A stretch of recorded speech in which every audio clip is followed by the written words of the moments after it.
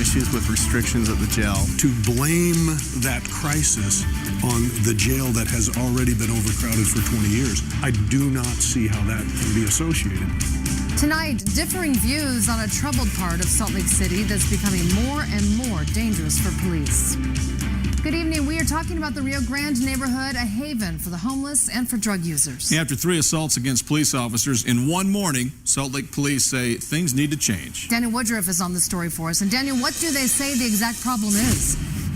Well, Mark and Sean, the Salt Lake police say people who hang out here in the Rio Grande neighborhood are becoming more brazen, all because they're not afraid of being punished.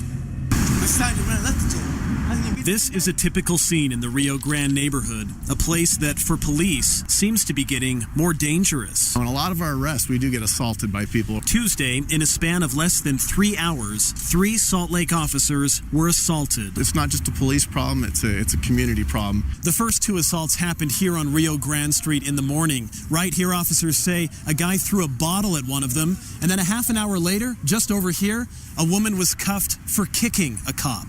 And the third one happened right here, just a block over. Police say a woman approached them out of the blue and started swinging. None of the officers were seriously injured. Are we dealing with more aggressive people down in the Rio Grande area? I would say the people down there right now in that area are more emboldened to, because they know there's really no penalty for them. Detective Robert Ungrich points to restrictions at the Salt Lake County Jail that limit who can be booked. We're having a hard time getting people into jail, so thus we're seeing them down at the shelter more and we're dealing with them a lot more. I recognize the frustration of my brothers and sisters. But Sheriff Jim Winder, who oversees the jail, says Salt Lake police are way off the mark.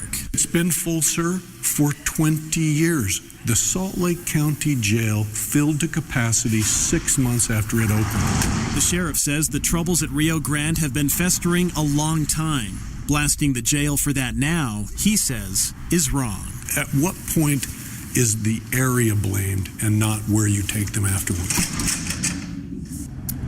Now, in each of Tuesday's assaults, the suspects were taken to jail for what happened here in the Rio Grande neighborhood, and the sheriff points out that is the case with every assault, that the suspect goes to jail. But Salt Lake police believe without the threat of jail for other crimes, they fear people here in this neighborhood will only become bolder.